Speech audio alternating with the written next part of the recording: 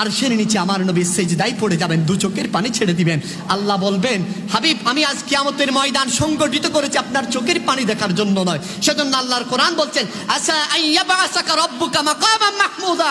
হাবিব আজ কিয়ামতের ময়দানে আদম আলাইহিস সালাম সাধারণ মানুষের কাতারে, ঈসা আলাইহিস সালাম সকল সাধারণ মানুষের কাতারে আজ এই স্টেজ সিংহাসন আমি আল্লাহ কুদরতিভাবে সাজিয়েছি একমাত্র আমার হাবিব দু জাহানের বাদশা নবী মুহাম্মদুর রাসূলুল্লাহকে বসানোর জন্য। জোরে বলেন সুবহানাল্লাহ। যখন আল্লাহ পাক রব্বুল আলামিনের কাছে যখন আমার নবী যখন মেরাজুন নবীতে গেলেন, তখন আল্লাহ পাক রব্বুল আলামিনের সাথে কথা হচ্ছে একের পর এক কথা। তখন আমার নবী বললেন, ওগো আল্লাহ, আপনি আদমকে সফিউল্লাহ বলেছেন, আপনি ইব্রাহিমকে খলিলুল্লাহ বলেছেন, আপনি হযরতে মূসাকে কলিমুল্লাহ বলেছেন, আপনি দাউদ আলাইহিস সালামকে তার কণ্ঠ এত বেশি সুন্দর দিলেন যার কণ্ঠ শুনে সাগরের মাছ পরিমাণ কাছে চলে আসতো।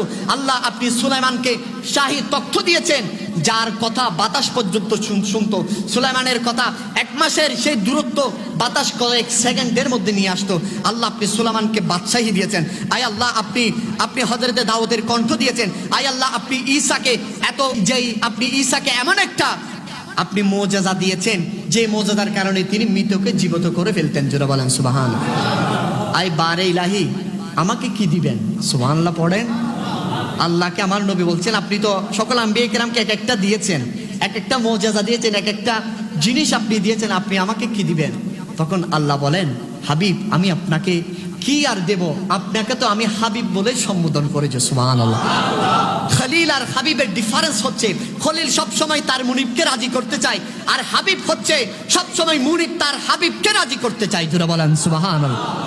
তখন আমার আল্লাহ বলেন, হাবিব আমি আপনার জন্য এমন একটা নিয়ামত রেখেছি, দুনিয়ার এমন কোনো স্টেপ নাই, আমার সৃষ্টি জগতের মধ্যে এমন কোনো জায়গা নাই যেই জায়গার মধ্যে আমি আপনার জিকির বাদ দিয়েছি। জোরে বলেন সুবহানাল্লাহ। হাবিব আমি দুনিয়ার জমিনকে পূর্ণতা দান করেছি, আমি ঘোষণা করে দিলাম, ওয়ামা আরসালনাকা ইল্লা রাহমাতাল লিল আলামিন। জোরে বলেন সুবহানাল্লাহ। হাবিব আমি আপনার চেহারা মোবারকের সৌন্দর্য আমি বর্ণনা করছি ওয়াদদুহা বলে। হাবিব আমি আপনার চুল মোবারকের সৌন্দর্য বর্ণনা করছি ওয়াল্লাইলি ইজা সাজা বলে। জোরে বলেন সুবহানাল্লাহ।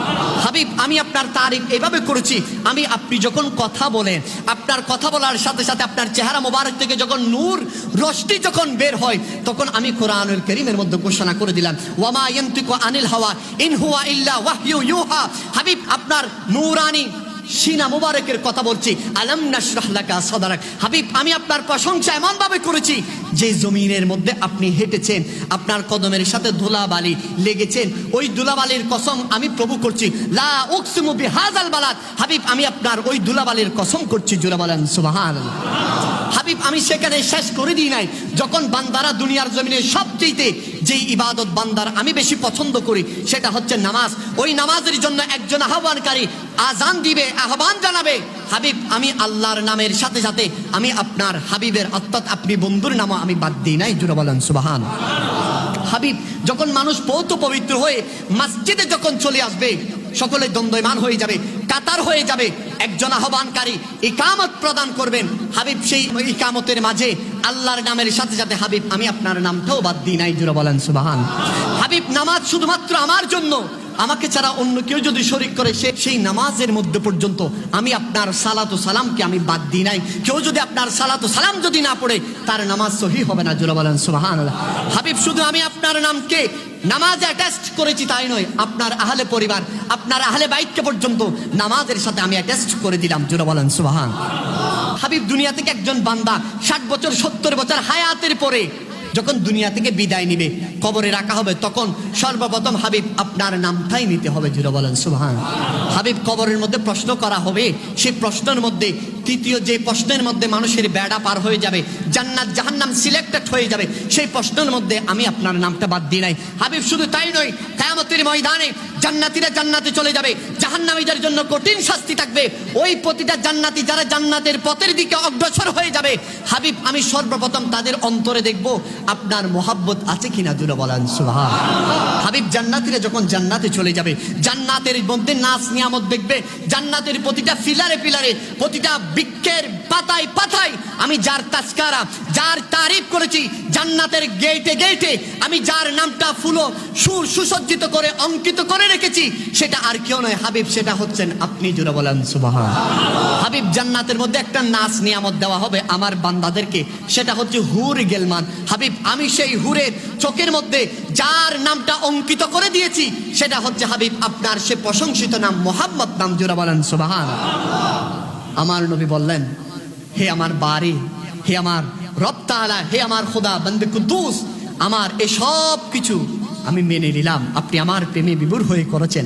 তবে আমি সেদিন পর্যন্ত আমার স্যার মোবারক আমি কিয়ামতের ময়দান থেকে আমার মাথা তুলব না যতক্ষণ পর্যন্ত আমার একজন উম্মত জান্নাতের বাইরে থাকবে। জোরে বলেন সুবহানাল্লাহ। সেজন্য আল্লাহ বললেন, ইয়া মুহাম্মদ ইরফা রাসাক, হাবিব আপনাকে তো আমি মাকামে মাহমুদ দিয়েছি, আপনি সেই স্টেজে গিয়ে বসেন। আল্লাহ আরশের নিচে আমার নবী সিজদায় পড়ে যাবেন, দু চোখের পানি ছেড়ে দিবেন।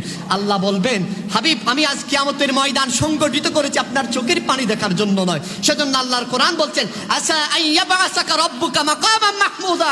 হাবিব আজ কিয়ামতের ময়দানে আদম আলাইহিস সালাম সাধারণ মানুষের কাতারে, ঈসা আলাইহিস সালাম সকল সাধারণ মানুষের কাতারে আজ এই স্টেজ সিংহাসন আমি আল্লাহ কুদরতি ভাবে সাজিয়েছি একমাত্র আমার হাবিব দু জাহানের বাদশা নবী মুহাম্মদুর রাসূলুল্লাহকে বসানোর জন্য। জোরে বলেন সুবহানাল্লাহ।